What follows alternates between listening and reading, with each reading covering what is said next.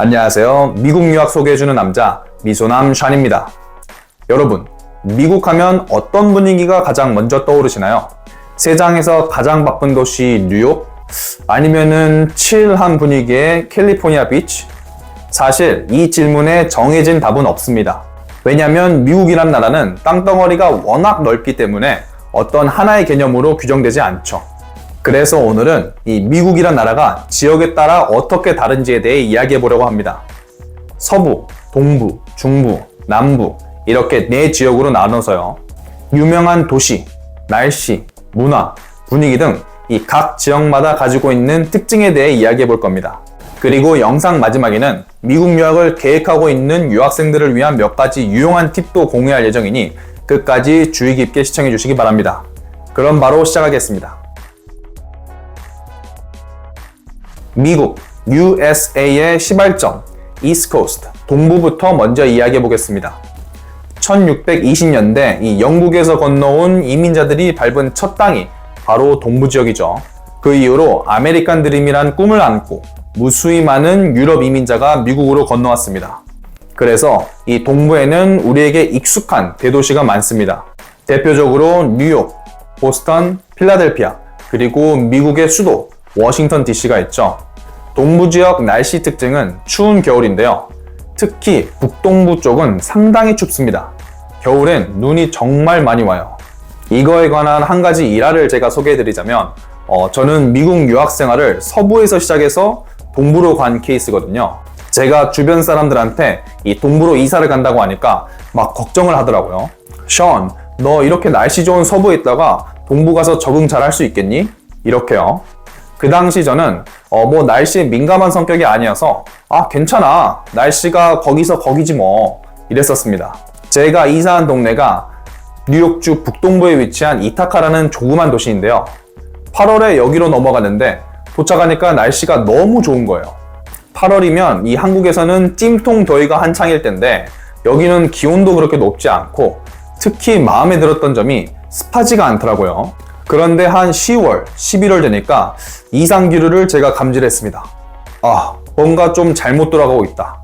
갑자기 너무 춥다. 그리고 얼마 지나지 않아 이 눈폭탄을 맞게 되죠. 저는 살면서 눈이 그렇게 많이 온 거를 본 적이 없었습니다. 수업 가려고 스키 타고 있는 학생 보이시죠? 눈이 정말 엄청나게 많이 옵니다. 동부에서 제가 이 혹독한 겨울을 겪고 나서 깨달았죠. 내가 이때까지 좋은 날씨에서만 살았어서 날씨에 민감하지 않았던 거구나. 이렇게요. 그래서 전 날씨에 민감한 학생이라면 눈이 많이 오는 북동부 지역으로 가는 거는 좀 말리고 싶습니다. 흔히 사람들이 이 사는 곳에 따라서 그 사람의 분위기도 다르다고 하잖아요. 이게 날씨의 영향이 엄청 큰 것 같아요. 이 동부 사람들 하면 딱 떠오르는 선입견은 약간 쌀쌀맞고 예민하고 인상이 어딘가 찌푸려져 있는 느낌이거든요. 이게 햇빛을 많이 못 보고 우중충한 날씨에 긴 겨울이 있어서 그런 듯 합니다. 실제로 제가 봤을 때도 이 동부 사람들이 서부 사람들보다 약간 좀 더 로봇 같은 느낌이 있는 것 같아요. 그럼 서부는 어떤 환경이길래 동부와는 다른 느낌이 드는 걸까요? 서부 지역은 백인들이 동부 지역에서 어느 정도 정착한 뒤인 1800년대에 이주하기 시작했는데요. 특히 1849년 캘리포니아에 금이 발견되면서 골드러시라고 하죠. 많은 사람들이 금을 찾아 서부로 떠납니다. 그래서 동부보다는 역사적으로 약간 늦게 개발이 되었지만 인구 이동이 급격하게 이루어지면서 산업화도 그만큼 빠르게 이루어졌고 또 이 태평양 바다를 건너 다른 국가들과 교류하면서 항구 도시들, 즉 이 해안가를 중심으로 대도시들이 형성이 되었습니다. 대표적인 예로는 시애틀, 샌프란시스코, LA, 샌디에고가 있는데요. 이 해안 도시 특징이 날씨가 정말 좋다는 겁니다. 특히 캘리포니아 지역은 온화하고 쾌적한 기후로 유명하죠. 앞서 제가 이 서부에서 먼저 유학생을 하고 동부로 넘어갔다고 했잖아요. 서부에서 무엇이 가장 그립냐고 물어보면 바로 날씨입니다. 날씨가 정말 우리가 상상하는 휴양지 날씨 그 자체입니다. 여름에는 덥긴 한데 습하진 않아요. 겨울에는 이 서부 어느 도시에 있느냐에 따라 다르긴 하지만 춥지 않고 대체로 약간 쌀쌀한 날씨입니다. 그래서 해변가에 사람들이 항상 북적북적하고 또 길거리에서도 보면 사람들이 다 나시만 걸치고 어슬렁어슬렁 걸어 다니죠. 그래서 그런지 사람들도 보면 여유로워 보입니다. 이 날씨 때문에 그런지 이 사람의 인상, 느낌이 이 동부랑 뭔가 확실히 다릅니다. 동부랑 비슷한 점이 있다면 바로 동부와 서부는 이 진보적인 지역입니다. 한 가지 예시로 이 동성애 결혼이 합법화된 주들을 살펴보면 분홍색으로 칠해진 주들이 이 동성애가 합법화된 주들인데, 보시면은 서부와 동부에 있는 주들 이렇게 바깥쪽을 중심으로 다 분홍색이죠. 다른 예시로는 대마초가 합법화된 주들인데요. 진한 녹색 색깔이 이 의료용 그리고 개인이 기분 전환용으로 피는 대마초가 합법화된 지역들입니다. 왼쪽과 오른쪽, 그러니까 서부와 동부 부분만 진한 녹색이죠. 자, 왜 이렇게 미국의 바깥쪽 서부와 동부만이 이 진보주의적 성향을 띠고 있을까요? 바로 여기에 큰 대도시들이 몰려있고 이 다양한 문화, 인종이 섞여있기 때문입니다. 이걸 영어로 melting pot이라고 하는데요. 서로 다른 것들이 이 용광로에 들어가면 모두 녹아 하나가 되는 것처럼 여러 인종, 문화가 뒤섞여서 하나로 동화되어 있는 상태라는 말입니다. 그러니까 이런 곳 분위기가 남들과 다르다는 게 잘못됐다는 의미가 아니라 말 그대로 다르다고 받아들이라는 이 매우 수용적인 분위기가 형성되어 있죠. 그럼 이 사진들에서 본 분홍색도 아니고 진녹색도 아닌 이 가운데 있는 지역은 어떤 느낌일까요? 미국의 심장부라고 불리는 미드웨스트, 중서부 지역은 동부, 서부와 반대라고 생각하시면 됩니다. 정치적 색깔도 그렇고요. 인종의 다양성도 그렇고요. 삶의 터전 자체도 그렇고요. 이 동부, 서부와 많이 다릅니다. 저는 사실 유학 생활을 이 동부와 서부에서 절반씩 했고 중서부 지역은 살아보지는 못했습니다. 여자친구가 미시간 출신이어서 거길 한번 방문을 해본 적은 있는데요. 그런데 저는 태어나서 백인들을 그렇게 많이 본 적이 없었습니다. 동네 사람들이 다 백인입니다. 제가 막 길거리를 다니거나 식당에 들어가면 쳐다볼 정도였죠. 제가 방문했던 도시가 그랜드 래피드라고 해서 미시간에서도 대도시로 손꼽히는 도시임에도 불구하고 이 정도였으니까 시골에 들어가면 어떨지 상상이 되시겠죠?